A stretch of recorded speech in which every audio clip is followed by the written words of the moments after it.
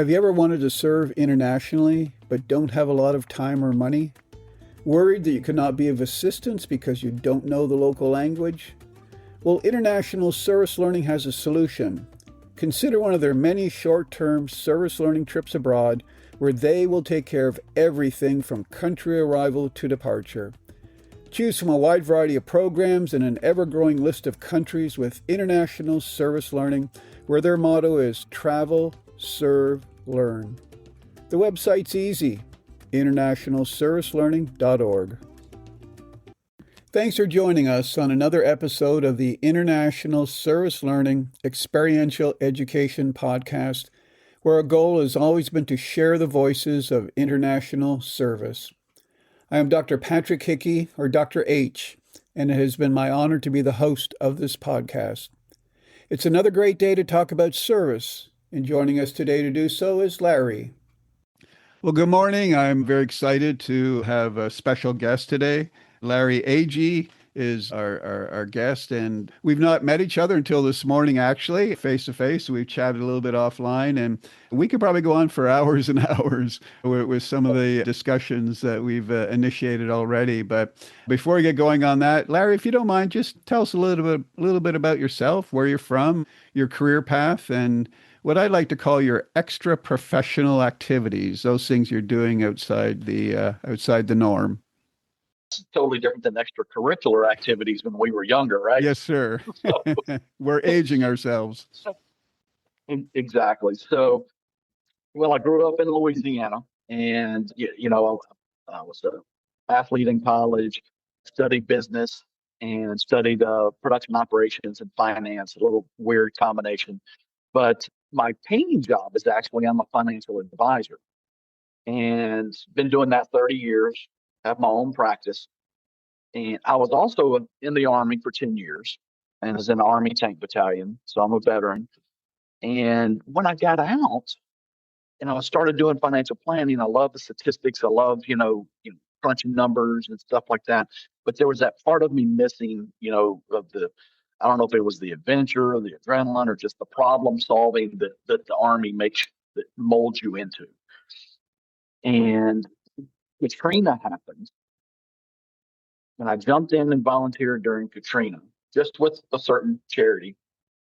And I found out I had a knack for it. There were lots of things that were happening quick, and I was able to do quick problem solving, and knew that this was something that I had been missing and something that I needed to do, is disaster relief or humanitarian aid.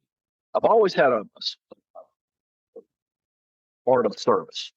I went into the military when I was 17 years old, in between my junior and senior year in high school. I always loved helping people. I'm a Christian, so I believe in being his hands and feet to the world and, showing people, that heart. And that could also be making up for a misguided youth too. But so, that service component, it's just in my core, and I needed a way to release that. And so I volunteered for a couple of different charities for a couple of years, and then got to go overseas with a couple of charities and NGOs. And I found I really had a knack for the areas that were the hardest hit. And that's my military training and, athletic training. I like to push myself. I like to be on the edge. And when there's, a problem or something that no one could figure out, there's no way this can be done. There's no way we can get aid here, or this is going to take 2 months, but they need it in 2 weeks. It just seemed that I was that guy that could organize the stuff and get it done. And that's not bragging, because there were lots of times that I did it and it was the second or third try that it actually happened. The first try didn't go so well, but you have that determination of these people need this and we're going to figure a way out. And don't take that don't take that, that first obstacle, that first test, that first failure, and just learn from it and continue forward. And it just, to me, that just comes naturally. And of course, part of it's my personality or in my core, but part of it is also the Army training.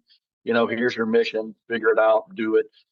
In the U.S. Army, most people don't realize that I was an NCO the NCOs have a lot of power in the U.S. military, that they're given a mission, and then if something happens, they're able to adjust and adapt, in the field. Where other militaries, it has to come down from the officers, and the NCOs don't have that much. So that helped mold a lot of it, is being given the privilege or the freedom, to mold that. So probably about 4 years into doing disaster relief work and humanitarian aid work, I realized that I saw some things in the humanitarian aid world that I wanted to do better. And so me and a guy named Bob Grill, he's an old Marine, I'm an old U.S. Army guy. We co-founded Disaster Aid USA, and we wanted to do disaster relief and humanitarian aid, our way. And it's this everyone, and I don't want to say we're the only ones that do this because a lot of people do this, but being a smaller NGO and being flexible to do these things is to make sure that the recipient, and that's a general term. It could be the survivor of a massacre. It could be the survivor of a hurricane, that they're put first. And it's not a cookie cutter response like, hey, we're just going to dump a bunch of tents in the area and put them up and take some pictures and hey, look, see what we did. Or, this is our response. We always do 1, 2, and 3. We're going to go in and do that and leave. We really wanted to go in, work with the locals. And here's something that I don't know, it was hard for me to believe, but I had someone in Africa from a major NGO. And the NGO is a non-government organization, which is basically a charity, not a government agency responding. Major NGO. And he told me in my first couple of years working in Africa, and he said, the biggest liability in humanitarian aid is the locals. Mm. And I was like, excuse me? He goes, he basically downplayed all of their knowledge of their culture and their country because he knew better as an outsider. And my philosophy is totally different. Yes, I'm going to come in with lots of skills and knowledge that they may not have, but how do I fit that into their culture and their country? I need them. To me, they're the most vital part, is working with, the local tribal chiefs or the local, grassroots organizations. And that was one of the things where we took a different path is, we're going to base it on locals. And so that developed, and this is a long story short, you're asking me who I am, and it is using that mentality of, first of all, problem solving, don't let anything stop you, but also that you don't know everything. When you go into another country or even a city or a state that's hurt here in the US, use that local knowledge, be able to be culturally adaptable and flexible, that you don't know everything, but that you can gather the information and fix the problem. Well, instead of, and that's who I am. Well, Larry, I really appreciate you sharing your model, and I like your model. I like the fact that you collaborate and work with the locals so closely. My master's and my doctorate are in public health. And one thing we learned early in the public health realm is you don't go into a community that you don't know and try to impress upon people you know what their problem is and you're going to take care of everything for them.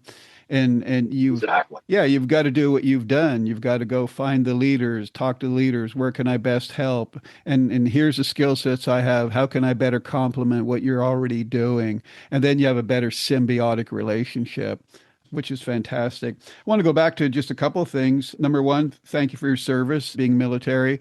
I'm Canadian born, but I'm a proud American. And one thing I learned early when I got my American citizenship was I developed a great respect for our military that go out there, put their lives on the line to give us the freedom that we have. So thank you for doing that. Financial advisor, great skill sets. We could probably speak for hours about the need my students have for better financial planning, but that could be another show. Yep, we could do it. Hurricane Katrina, for my nursing classes, years and years and years in a row, I would play a video from Johnson & Johnson on Hurricane Katrina on how the healthcare providers and the disaster relief providers put their families aside and did everything they could to take care of the people. And almost every class, when I would show that video, myself and students would cry. It was just amazing how how much effort was put into relieving the people. I remember at one point in the video, the nurse said we saw helicopters coming. We thought they were coming to rescue us. They were actually bringing us more patients, and they had to do as much as Oh, they could with what they had at that time. I like your service heart. I always am intrigued how people get involved in service, whether it's volunteering for a few things. And I do have a lot of students coming up to me and wondering how can I become more involved. And I always encourage them, try a few different things, find something that really resonates with you, find something that you just look forward to going and helping every day or every week. And it sounds like that's what you did. You put your toe in the water a little bit and you found a few things, and you found the niche in your case, developing the, disaster aid USA and then international service, which is kind of the theme of our podcast, is hearing the voices of international service. And if you don't mind, I wouldn't mind pivoting over to that. Share a little bit about your history in disaster relief internationally, because we do have an international audience. And as I said offline, our purpose is to hear the voices of international service. There are a lot of what I call unsung heroes like yourself that put comforts aside, go internationally undaunted, without a fear of culture or language, and whatever the conditions are, and render aid which is needed. But very few do it internationally. So tell us a little bit about your history internationally with disaster relief. in general, and then I'll kind of get more specific. I've been to 8 different countries in Africa, mostly sub-Saharan Africa. I did have a chance to go to Egypt at one time, but then the Egyptian or the Arab Spring happened and it wasn't safe for anyone to go. Spent time in Pakistan, in the northwest corner of Pakistan, which is a very rough and unsafe area of Pakistan, and there's lots of stories from there. And in Africa, I was on the North Sudan, South Sudan border in the Abyei area after the massacre there. And we still had the Jawadid was trying to stop us from providing aid. And then in Pakistan, the Taliban was trying to stop us. And then I've spent time in Central America. Most of the stuff in Central America has actually been water projects, not disaster relief, after a disaster, but, bringing clean water to communities. But one of the things about international, for them and for us as the responders, they can't believe that someone came all the way around the world to help them. You're an American. Many times I was the first American these people had seen. And there was a part in remote Africa, I was the first white man they had seen because they lived so remotely and they did not leave to go to town at all. Well, the first white person the children had seen, probably teenage and under, the adults had. And then in Pakistan, there were lots of areas that it was right on the border where the Taliban was and the strict Shia law, and the villagers were more of the moderate Muslims, and they protected us against the Taliban when they put themselves in danger. And there's a few stories about that. But I was the first American they had ever dealt with. And by the time we left, they had a whole different opinion of America or Americans because all they knew, honestly, was Hollywood. Mm. The violence, the the sex, everything that goes into these big Hollywood movies, drugs, and stuff like that. They thought that was all of America. And to break that barrier down because, they're very, religious Muslims, and then they see an American coming in and think, oh, well, he's, drinking and carousing around and drugs and violent. And then to see come in and show them compassion, and by the end they were, all the children were calling me Uncle Larry, and I'm playing cricket with them, soccer with them, and that changed their opinion, of us, and then my opinion of a lot of things that I had, been taught or learned or seen was changed, because of the compassion and the protection they showed me. And then in Africa, it's like I said, when you show up, and how many times did I hear, you came all the way from America to help me. And you just saw the disbelief in their eyes, and you just had to. They didn't believe you until you showed them. They were in disbelief, and then after a few days, and you're not just delivering aid. And this goes back to my core value of not just delivering aid, but that person is the reason you're there, and you're there to relieve stress from them, take some type of stress off of them, some type of major, survivor syndrome off of them, to where they can breathe again. And when you bring them that relief, and they see it in your heart, and they're not just a number, they're not just a job to you, but they see the compassion in your heart to them, everything changes. I'm so glad And you I think it opens up a whole cultural world for everyone. I'm so glad you shared that because it's a very similar experience that we have rendering healthcare internationally. Mm-hmm. In many underserved areas, it's not unusual for people to say, you came all the way from the United States, and they will offer us, as you probably have been offered, food, different things that they've made in their village as a token of thanks for coming and rendering care as much as possible. So it's refreshing to hear that on the international disaster relief side that you have that same experience. And isn't it amazing in the year 2026 that we can be ambassadors for our country all over the world because we may be, as you indicated, the first person that they've met from America, and what a great opportunity to be a role model and to say, here's what we're really like. We're good people. We're coming here to help you and to put you in a better place. Wow. What a powerful experience that is to be able to do something like that. Larry, with disaster relief, are there certain skill sets that you need? Because I see it on TV all the time, people working in earthquakes in different places. What are the skill sets of those people that are working internationally? Problem solving is the first and foremost. And then problem solving kind of on the fly. As you go in with a plan. And just like Mike Tyson said, you go in with a plan. The first time you get punched in the face, the plan goes out the window. Or I'm paraphrasing, of course. Problem solving is probably number one, but then being comfortable, being uncomfortable. Hmm. Being comfortable in uncomfortable situations, I guess is the best way to say it.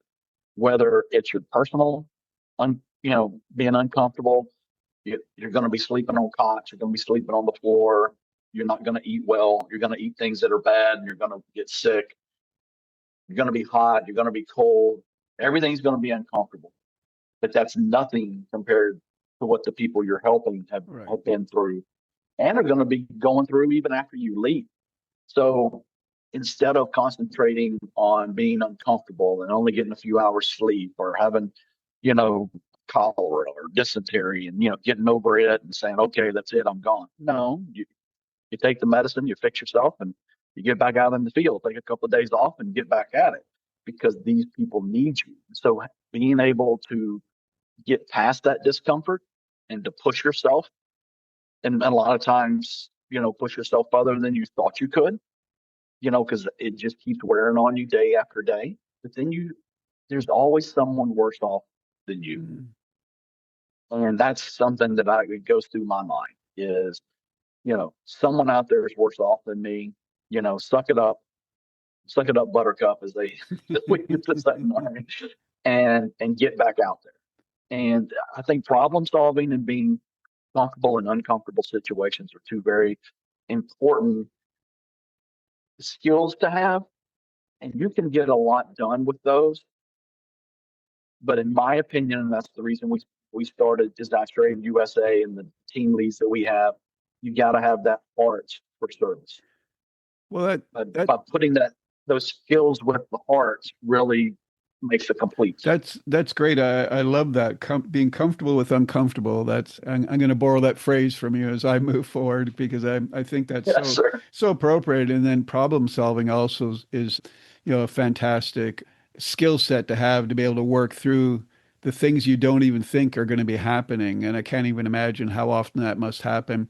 Now, in the international setting, is there a requirement that you speak the language of of the country that you're in, or how does that work when you're working together with locals? No, there's not a requirement, and some NGOs may have that. Especially if I think if you're going to be there like on a year-long assignment, and they may want you to be fluent in Spanish or something like that. What I found, especially like in Africa and Central America, and even Pakistan, every place I went, there was someone who spoke English. Okay. And the one of the keys to when you get in country is to find that guy or girl, because I had several girls or women that was my guy, my right hand person, that was my interpreter, and then also understood who the scammers were in their culture.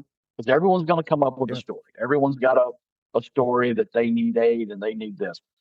And they're going to pull at your heartstrings, and having that local person, I think that is probably one of the biggest keys, and that we teach our team leads is how to find that person. Yep.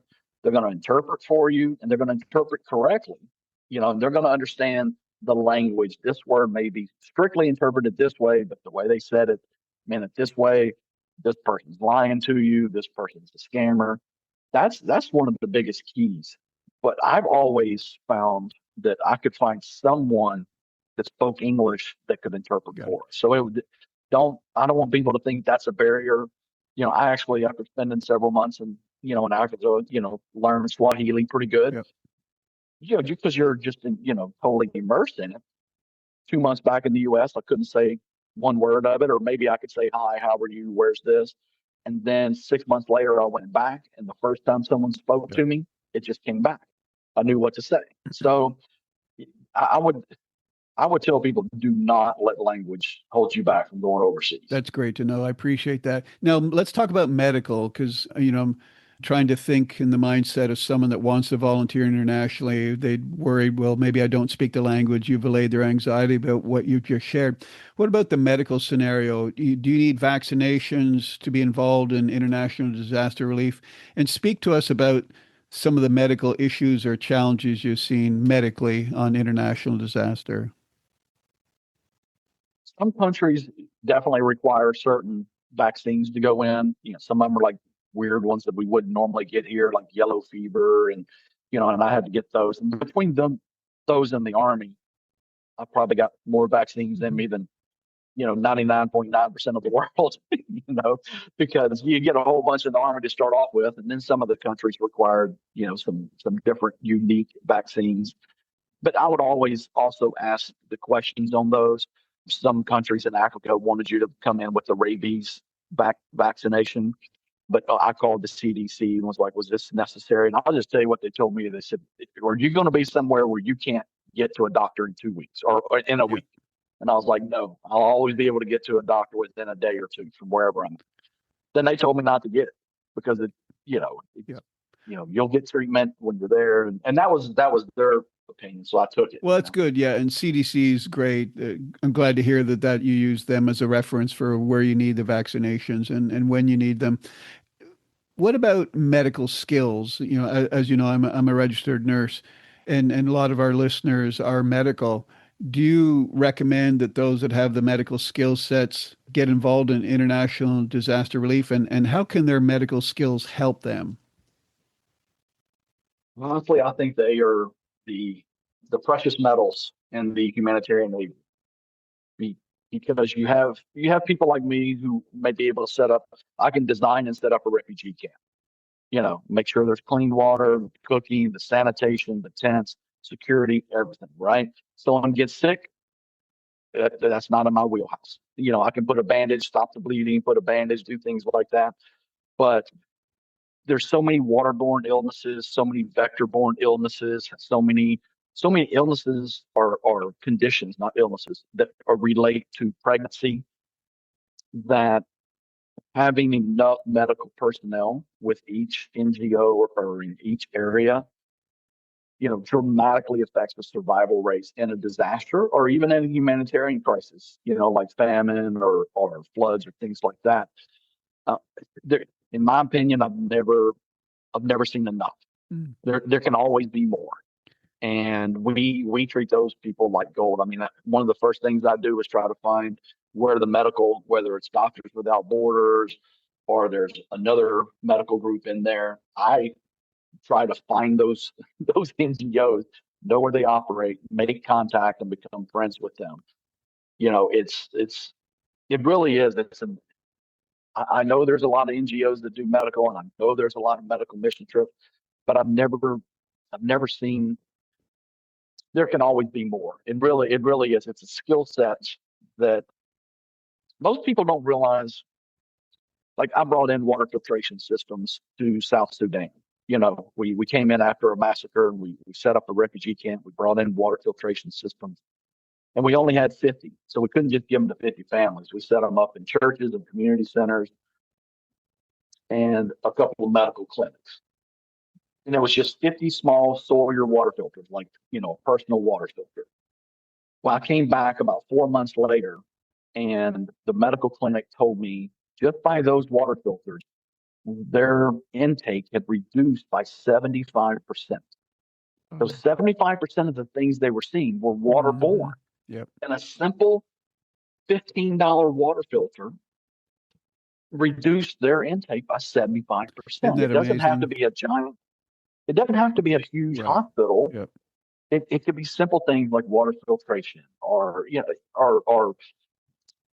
the other thing, the other 25% was basically pregnancy related and having medical staff there to handle the complications of pregnancy instead of a simple complication turning into an abortion or the death of the mother and the child. What we would consider basic healthcare was life-saving healthcare to them. Well, you've got everybody excited, self-included, about volunteering. How do people sign up? I mean, what is that process? How can they become involved? Say you've got a nurse that's listening, or a resident, or a doctor, or even a student that's in school, to become a nurse or something. How do they make themselves available? What's that process? So for us, we use a software called OneConnect, which a lot of charities use for volunteers to sign up on. You can go to our website, and the first thing on there is a Get Involved button. And then that takes you to our volunteer site, and you type in it asks you your name and your contact information, but then it asks you your skill sets, your medical skill sets or operate heavy equipment or whatever. And then that helps us categorize our volunteers. And we'll even send emails out saying, hey, we need 5 medical people, even here in the States, when Hurricane Ian happened, we need, 5 or 6 medical people here, in Fort Myers, Florida or something like that. And so that by them putting their skill sets into that software, it helps us segregate the volunteers according to skill levels. Larry, what's that And there's website? never, What's your yeah, website? it's sure it's disasteraidUSA.org. I'll make sure I put that in the information on the podcast, but disasteraidUSA.org, correct? Excellent. Well, And I would say, I was going to say my charge to everybody listening is go there right away and sign up and make yourself available. And again, you get to put in I'll tell what your you, skill sets are. Is that correct? sure. And I'll tell you another organization that we work with a lot, and they do a lot of overseas stuff also, is Operation Blessing. Hmm. A lot of people may not have heard of them. I mean, they're similar to Samaritan's Purse. They're a Christian-based organization, and they're out of Virginia. They do domestic, but a lot of international too. And I've just found the people with Operation Blessing, and I guess I'm giving them a plug because I've worked with them so many times together, and I see their heart and I see their compassion, and they're always needing medical personnel, Yep. And they've always got positions open, and we do too. But look around. There's always people looking, but I can tell you for a fact, Operation Blessing is another organization that Well, I would send anybody. and Larry, you kind of hit the nail on the head. That's the whole purpose of this podcast is to, hear the voices of international service so we can learn more about the opportunities that are out there. And I like that you say that you're collaborating with others, which is huge also because, it is challenging to try and do this on our own. I know when I do my My service learning medical mission trips were usually working with faith-based organizations, education organizations in the community. Now, tell us what is it? It's kind of a crazy question, but what's a typical day like on an international disaster relief trip? If you can kind of That's a summarize it. good question. Yeah. It, it's a lot of hurry up and wait. So it's very similar to the military. I guess that's part of the reason I fit right in. The whole hurry up and wait. You got to be there at 4 a.m. to do something, and then things don't happen until later. Getting everything organized and getting, the local truck drivers and the local tribal chiefs or the local officials being ready to receive the aid and getting the stuff loaded on the truck and having the workers show up on time. Nothing's ever going to go right. And if you expect it to, you're in the wrong business. You can get mad, throw a little fit, just don't do it in front of anybody. So it truly is a test of patience to begin with. And, you get frustrated because things are taking longer, especially longer than Americans are used to. We like to do everything fast. And, Mm. if we're 2 minutes late, we're 2 minutes early, we're really late. I mean, and in Africa, there's just an old saying, it's African time. Even in humanitarian aid and does that look, it's just they get there. If they say they're gonna be there at 8, you don't start worrying until it's like 8:45, or you're just gonna stress yourself out and have a heart attack. And it's not that they don't care. It's they've got the things that they have to do at their own home to take care of their own family. How they get from across country to where you are is not just by taking a bus.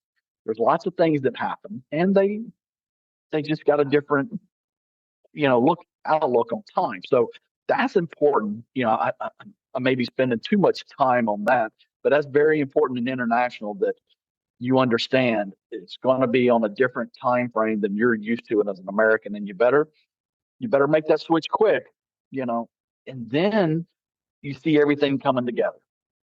You see the tents going up, you see the relief, the aid getting distributed, the food getting distributed, the clean water, and all of a sudden you see a community that was hurting, you know, all of a sudden they hit that first stage of recovery.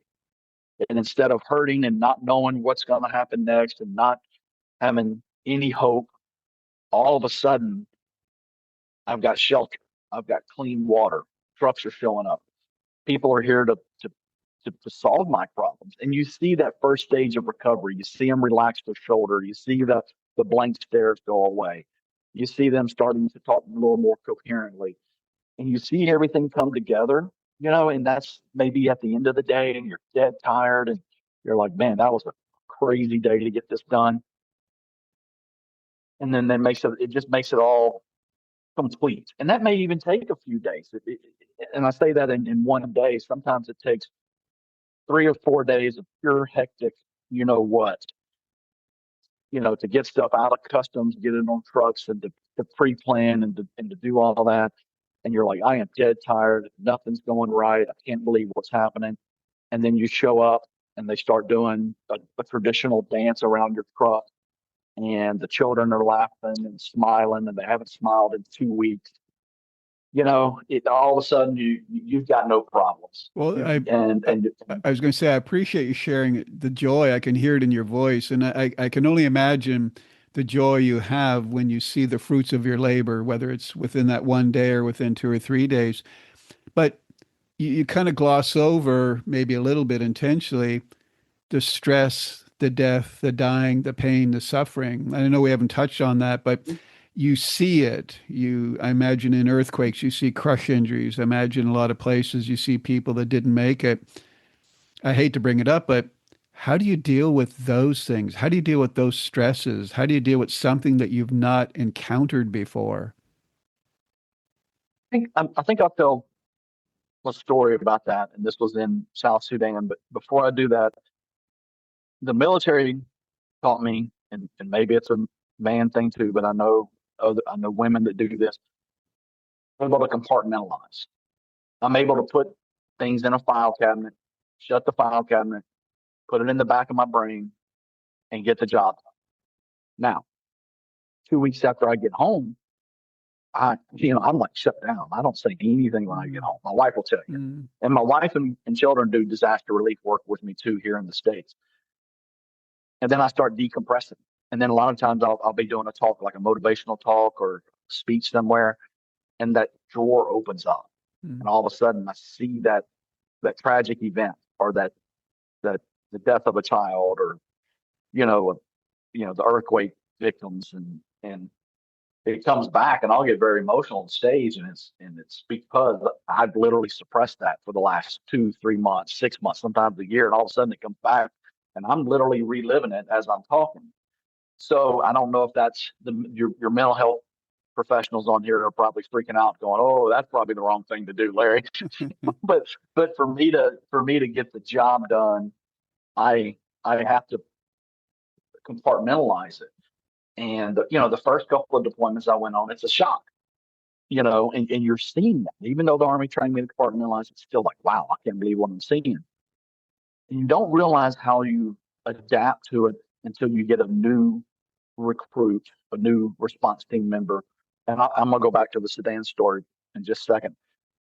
In fact, it was in Sudan when we drove through the just drove through the town. We drove through the capital of Juba in South Sudan and the abject poverty that was there. And I've seen that so many times, and I know that that's not what we're there to deal with. We're there to deal with this massacre that happened in the Abyei region, and I got to go from the airport to here to pick up our trucks to go here. And when we finally got bedded down that night, she was just crying, and I'm like, "What happened? I thought she got hurt. What happened? What's going on?" And it was she had never seen Mm. object poverty like that. And then I remember the first time I saw it. So, as a team lead, you also got to be a little, you know, you got to remember where you came from too, and realize that some of the things that your team members are going to see may affect them more than you because you've done it more. But then mine comes back 2, 3 months later, not right at that time. But I'll tell you, when we went to South Sudan and some of the frustrations and things that you were talking about, and I actually just wrote a chapter on this and posted it on this very story. The Jawadid had come into Abyei area, which is a disputed area on the north and south Sudan. And Abyei was wanting to vote for its freedom to join South Sudan. But they didn't, the Jawadid, North Sudan didn't want that to happen.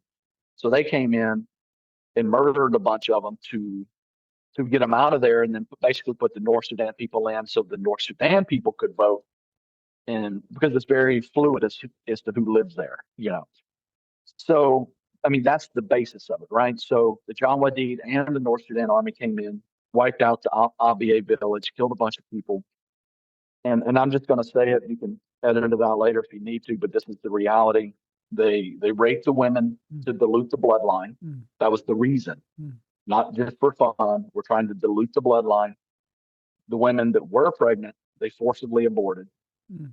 Then they lined them up and said, "We want you to deny your heritage, deny being African," which I don't even know how you do that, right?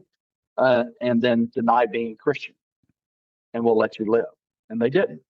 And so they killed a bunch of people, and a bunch of people ran off and survived. But on the walls, when we got there, of the buildings that were still standing, were "We are African, we are Christian." And that's when I asked, well, where does that? I see it everywhere. Why? And that was the reason why. That was kind of their defiance moment is, no, we're not going to deny either of these. So if these people, and we're way out in the middle of nowhere, okay? And RBA really is just right smack dab on the border. These people can have that determination in life and death and decide, no, death is better than doing this. And by God, I'm going to figure it out. Mm-hmm. Okay? I'm going to figure the situation out. So we got there and the school had been burned down. And there was this 12-year-old boy, after I just heard the stories of what happened from the locals. He walks up and he shows me the school building and the chalkboard is still there. And he drew the battle on the chalkboard, firsthand experience. And I've got a picture of it. And in one of the battles, one of the parts of the battle, it shows a soldier and a Jawadid person stabbing a man from behind, and then the man falling down and saying, I love you to a woman. Mm, And this is all a 12-year-old drawing mm, chalk, right? And that was his uncle who was murdered and his aunt who ended up being raped. And he witnessed that. So he had to, for him, mentally, he had to put that down so people would not forget mm, and so that people would remember. And so, sorry, get a little emotional when I think of this guy. And I told him, I said, we will be back. He looked at me just like I'm showing you all this. And I told him, I said, we're going to be back with tents, water filtration, and we're going to be back with more UN peacekeepers because I had a UN peacekeeping escort with me, but we were going to have to bring in a whole platoon to to secure the village. And he looked me in the eye, and it wasn't. He didn't mean any disrespect by this. This was his life experience. He said, "They all say." mm, I said, "We'll be," and he's like, "They all say." And let me tell you, at that moment, there was nothing going to keep me from coming back. mm, Right. So I got back to Agat, which is a city an hour away. Not a city. I mean, still just basically a village in the desert. And this is where the UN had their cluster meeting. And you had the World Food Program and, UNCOR and everybody. Everybody has a different role: food, shelter, water. And they've been having these meetings on how to get to ABA. And I know this is the long story, but it's important on the frustrations of what happens. The World Food Program said, we're not bringing food there until you bring shelter, until the shelter people bring shelter. The shelter people said, well, we're not bringing shelter. And then these people starve to death. mm, And the water people were waiting on the other two. And this had been going on for a month. And I drove up there and saw the people were already there. They were already coming back. They had no food, no shelter, but they wanted to be there to vote for their freedom. mm, And we can't get 10% voted here in the United States. And these people were willing to die and then willing to come back and starve to be able to vote for their freedom. Right. So I told them, I said, look, these guys are already there. The families are coming back. I just came from there. And they're like, well, how did you get there? You can't go up there. You don't have a North Sudan passport. You don't have this. And I'm like, it's disputed area. I've got a U.S. passport and a South Sudan stamp. Well, if they had accosted you, they had arrested you. And I get all that. That's once again, that's where I pushed all that stuff aside and I just do. And that was, probably one of the times where things got pretty sketchy and they could have gone wrong. So I got a little mad at the meeting and I understood where everyone was coming from. Big agencies, they've got their policies. And I said, here's the deal. Within a week, I'm going to have shelter up there. So you need to bring the food. And I'm bringing water filters, but you need to bring your water system. And then you need to bring the other shelter because we were just bringing like 200 tents. And they looked at me and they were just like, didn't understand what I was saying or how that was going to happen. And I said, I will have shelter there in a week. Y'all better be behind me. And so when we walked out, one of the teammates with me, he goes, well, Larry, how are we going to do that? I was like, I don't know. We got a week to figure it out. And I didn't know, but I was so mad. And all I could see was this 12-year-old's face saying they all stayed. And I was just like, no, I'm not here to take pictures and just make you feel better. We're coming back, and we did, and we were actually the only NGO to set up shelter in the IBA area. The rest of them didn't, and I went and got the UN peacekeepers from their fort, and we're like, look, we're coming in to set up shelter. Y'all put a ring around these people and let them vote. And they were like, we were just waiting on you guys. Well, kudos to you for your just do it attitude. I love that. And your take charge attitude also. And sometimes that's what it takes. That's what leadership is. Someone's got to step up. I mean, everyone at that table were leaders in their own right, but it took that attitude. Maybe it was your military upbringing. Maybe it was just frustration at seeing the same thing over and over again. But I love the fact that you took charge. This has got to be done. And probably reflecting on that child saying to you, that's what everybody says. That probably helped you to know, I got to do this. I'm gonna show him otherwise. Because if you had not done that, you'd just be another person that made a promise that never came through. Thank you so much for Right. sharing that experience. I know it was uncomfortable, but it's something that we see on TV and we only see snippets of it on TV.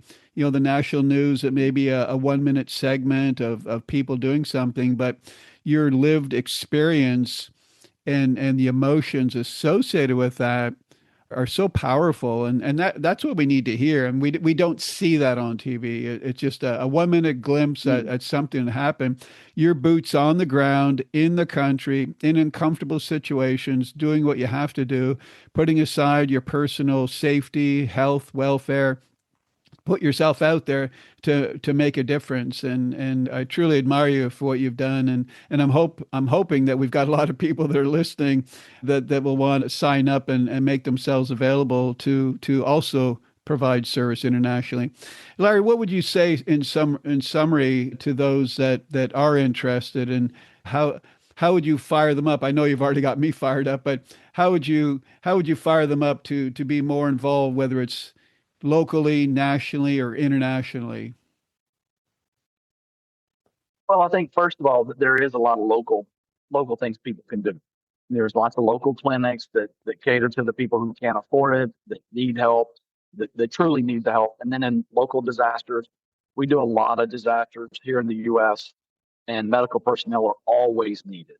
I mean, it's people don't realize the overload. I mean, most hospitals, you know, several hospitals are destroyed, the others don't have power. You're working out of an ambulance or a tent, just like a disaster in Venezuela or somewhere.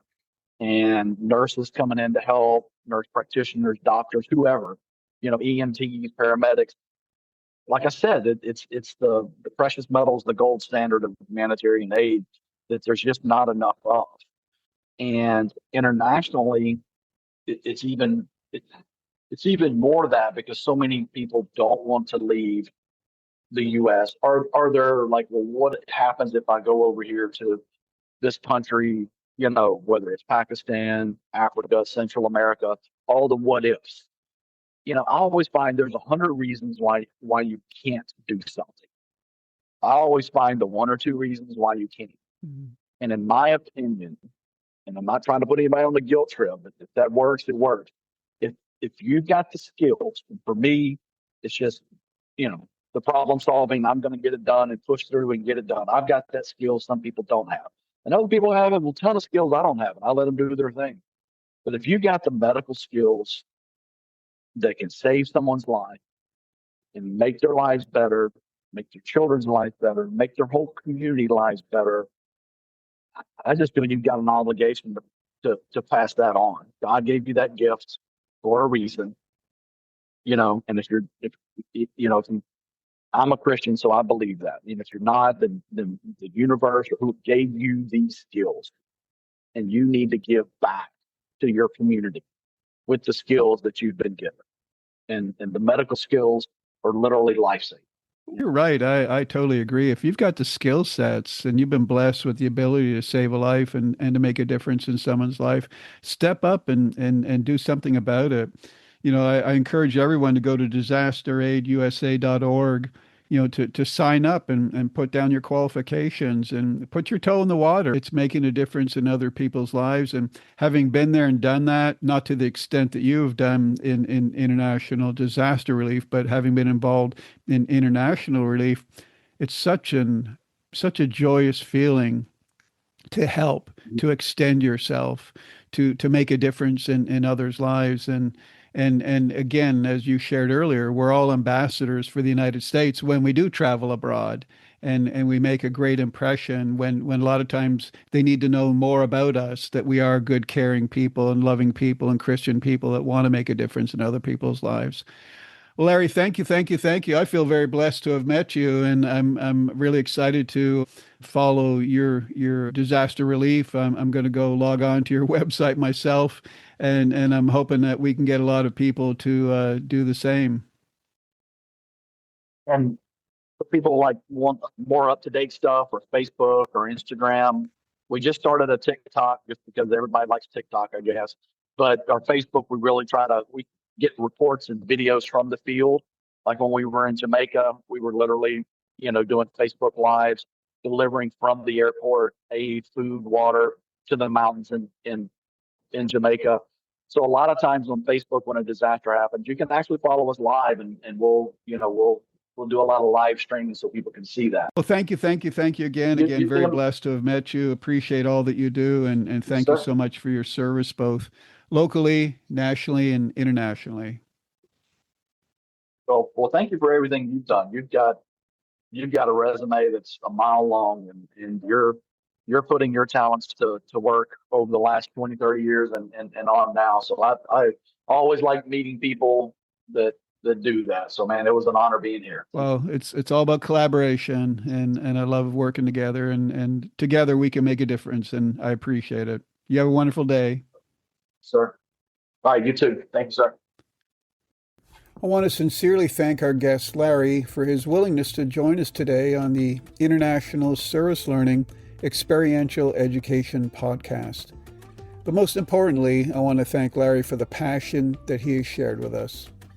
If you'd like to help Larry and get involved in disaster preparedness, feel free to visit his website, disasteraidusa.org, to see how you can help.